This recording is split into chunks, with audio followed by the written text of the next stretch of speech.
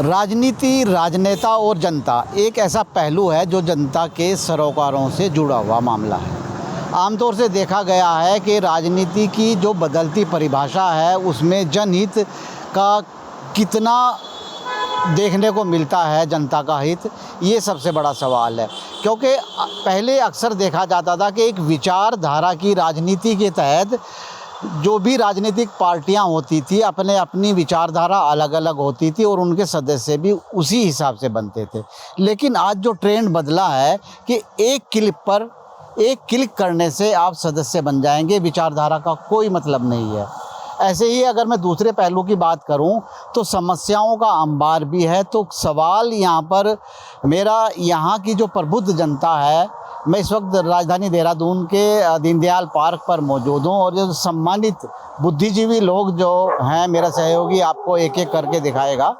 क्योंकि आमतौर से देखा जाता है, क्योंकि ये एक ऐसी जगह है जहाँ पर अक्सर आमतौर से देखने को मिलता है कि यहाँ पर बुद्धिजीवी लोग अक्सर आ जाते हैं बैठने के लिए और यहाँ चाय की दुकान भी है, चर्चा भी करते हैं और चर्चा ज़्यादातर जनता के हितों को लेकर होती है।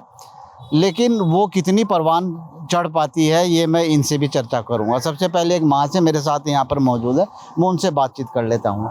कैसे हैं सर आप? फर्स्ट क्लास जी। इस वक्त जो राजनीति एक का दौर आया है, पहले एक विचारधारा का दौर था और जनता के हितों की बात की जाती थी, और आज का जो दौर आया है तो आप उसको किस तरीके से देखते हैं? क्या जनता का हित कहीं नज़र आता है? देखो, पहले वैचारिक राजनीति हुआ करती थी, लेकिन वर्तमान प्रवेश में जो राजनीति का एक व्यवसायीकरण हो चुका है, वो छठम राजनीति का स्वरूप अब ले चुका है। यही हालात लगभग पूरे देश और प्रदेश के अंतर्गत में ये हालात यहाँ पे हो चुकी हैं।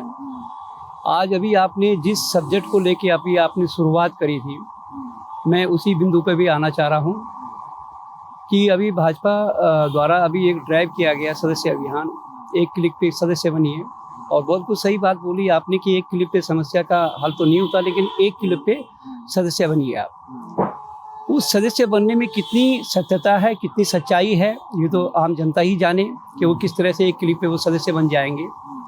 वैचारिकता तो ख़त्म हो चुकी है, लेकिन इस सवाल पे भाजपा से एक सवाल और भी है, आपके चैनल के माध्यम से आज हम दीनदयाल पार्क से उठाना चाह रहे हैं कि एक क्लिक पे समस्या तो हल नहीं होती है, लेकिन एक नई समस्या और पैदा यहाँ पे हो रही है कि मुख्यमंत्री का एक पोर्टल था, पोर्टल से के द्वारा समस्याओं का हल का निराकरण करना, तो पोर्टल में रजिस्ट्रेशन के लिए भी वहाँ कम से कम रिश्वत दी जा रही है।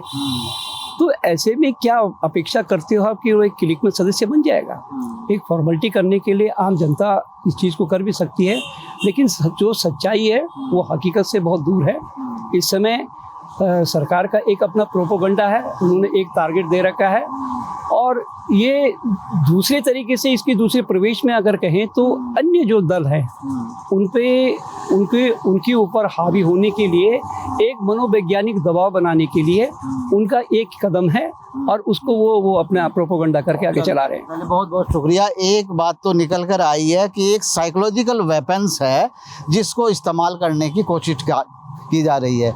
यहाँ पर एक और बुद्धिजीवी हैं, मेरा सिर्फ छोटा सा सवाल है, चलिए इनको बोलने में थोड़ा सा दिक्कत है, युवा वर्ग भी मेरे साथ मौजूद हैं, अगर आप मेरे सहयोग में खड़े हो जाएं तो मुझे भी थोड़ा सा अच्छा लगेगा।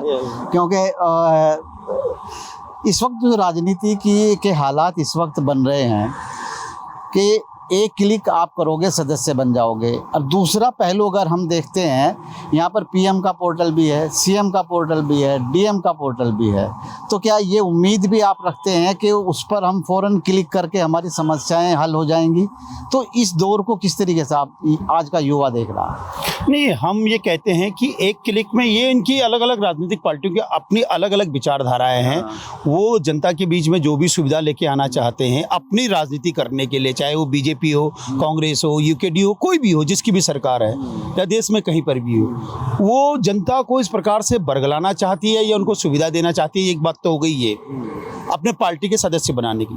दूसरी बात ये होगी, समस्याएं जस की तस आज भी वैसी खड़ी है, जो जहाँ पे है वैसी खड़ी है। 9 नवंबर 2000 को हमारा राज्य बना, तब से लेके आज तक, और 2016 से लेके हम कह रहे हैं माननीय मुख्यमंत्री जी एक क्लिक में यहाँ पे भू कानून लगा दो, ठीक है।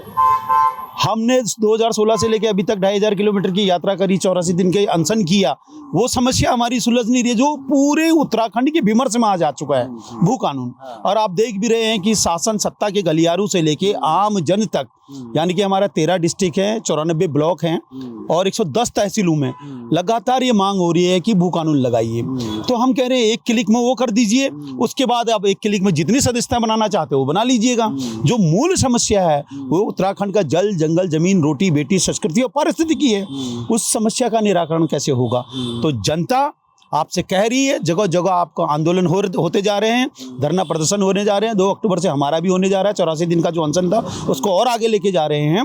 सरकार ने भू संशोधन समिति बनाई सुभाष कुमार की, उसमें हमारे आंदोलन के बाद, और अब उसका जल्दी से भू कानून आने वाला भी है। मुख्यमंत्री, यशस्वी मुख्यमंत्री ने घोषणा भी करी है। लेकिन हम ये कह रहे हैं कि एक क्लिक में आप यहाँ पर भू कानून लगा दीजिए, उसके बाद पूरी जनता, उत्तराखंड की जनता आपका सहयोग करने के लिए तैयार है। एक सवाल मेरे जहन में अचानक और आया। उस 2014 के आसपास यहाँ पर प्रधानमंत्री जो मौजूदा हैं, एक ऐलान किया था कि आप हमें डबल इंजन की सरकार दीजिएगा, हम आपकी सारी समस्याओं को ख़त्म कर देंगे। तो वो आपका अनुभव और आज का दौर, क्या कुछ बदलाव आया? अरे हमने डबल लेयर की नहीं, हमने ट्रिपल लेयर की। उत्तराखंड के आम जनमानस ने, प्रबुद्ध जनता ने, पढ़ी लिखी जनता ने और आम जनता ने इनको ट्रिपल लेयर की सरकार दी। लेकिन उत्तराखंड की एक मूलभूत जो समस्या है वो है भू कानून। उसको ना डबल लेयर ने, ना डबल इंजन की सरकार ने किया, ना ट्रिपल लेयर की सरकार ने किया। उल्टा यहाँ पे पहले 60 वार्ड हुआ करते थे और उसको 100 वार्ड बनाकर यहाँ के नगर निगम के क्षेत्र की जमीनों को बेचने का काम किया। 1250 हेक्टेयर भूमि आज जिन पर अतिक्रमण हो रखा है, उसमें से 4,500 हेक्टेयर भूमि सरकार ने लैंड बैंक बना लिया है। और जो कंपनियां यहाँ पे 6 रूम में आई, जिनने 6 बीघा जमीन जिनको चाहिए थी, वो 600 बीघा जमीन लेके गए और 594 बीघा जमीन उन्होंने प्लॉटिंग करके बेच दी। उस पर भी हमने सरकार का ध्यान दिलाया। तो हमने 2 ट्रिपल नहीं है, 4th डबल लेयर की भी सरकार आपको देंगे।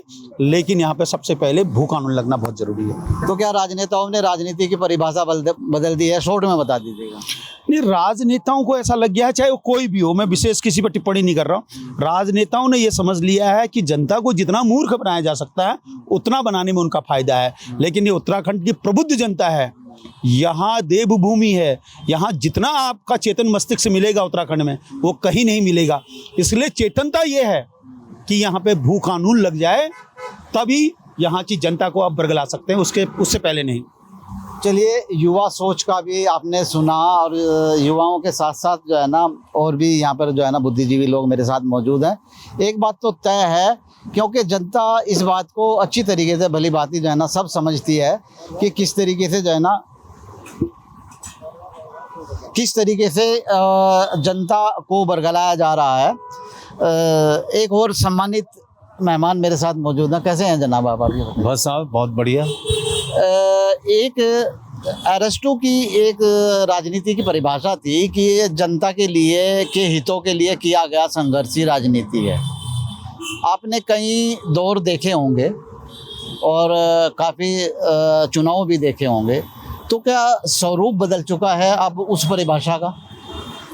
देखिए, अगर राजनीति की बात कर रहे हैं और राजनैतिकता की बात करें, आज राजनैतिक जो नैतिकता के प्रश्न के साथ जुड़ी हुई थी कि समाज के कल्याण के लिए, समाज के कल्याण की अवधारणा को लेकर नीतियों बनाने की जो राजनीति थी, जो राजनैतिकता थी, नैतिक प्रश्न था, ये वो गुम हो गया है।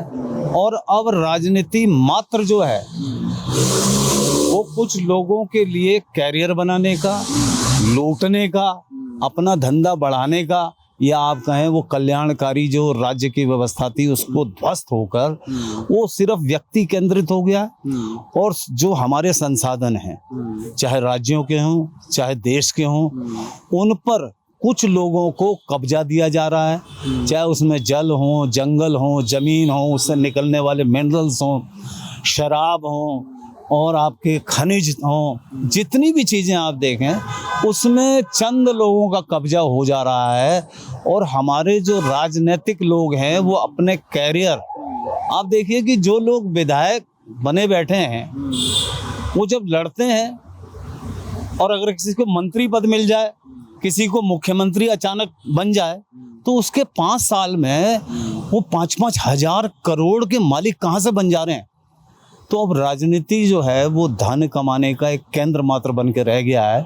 और उसमें उत्तराखंड जैसे राज्य है जिसका अब हम लगभग 24 वर्ष एक जवान राज्य हो गया है, लेकिन वो जवान इतना कमजोर और बूढ़ा है कि वो सब बेचारा अपने काम की तलाश में, अपने रोजगार की तलाश में रोज गांव को छोड़ के नीचे उतर रहा है। जिस पलायन आयोग का गठन यहाँ पर हमारी सरकार ने किया था, वो खुद अपनी रिपोर्ट में कहती है कि 131 लोग प्रतिदिन पहाड़ के गांव को छोड़कर नीचे आ रहे हैं। और नीचे जो हमारे 3 शहर हैं जिनको लेके बड़ा हल्ला भी लोग मचाते हैं कि इन्हीं का विकास हो रहा है, ये विकास नहीं हो रहा, इनका विनाश हो रहा है। चाहे देहरादून हो, चाहे हरिद्वार हो, चाहे उधम सिंह नगर हो, ये 3 जिले सिर्फ जराइम के अड्डे बनकर रह चुके हैं। यहाँ पर कोई व्यवस्था नहीं है, सब ध्वस्त हो चुकी है। रोज हम अखबारों में देखते हैं कोई मर्डर हो रहा है या किसी को लूट हो रहा है या किसी के साथ जो है बलात्कार हो रहा है,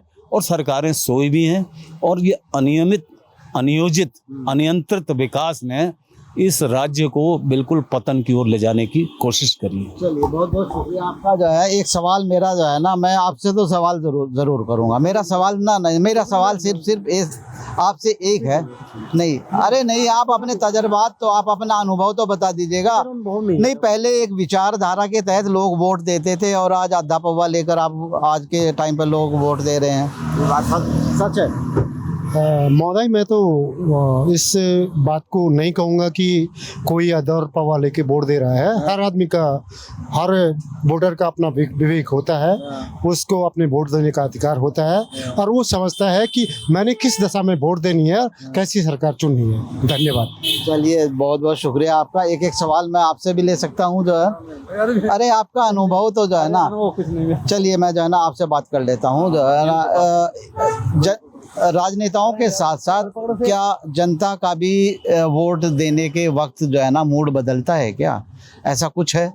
जैसे राजनीति का स्वरूप बदल चुका है, पहले देश हित की, जनहित की राजनीति होती थी और अब जनता ही विचारधारा से हटकर जो चुनाव में अक्सर देखा जाता है, आप बखूबी वाकिफ़ हैं इसके लिए, तो वाकई ये जनता भी बदल रही है क्या?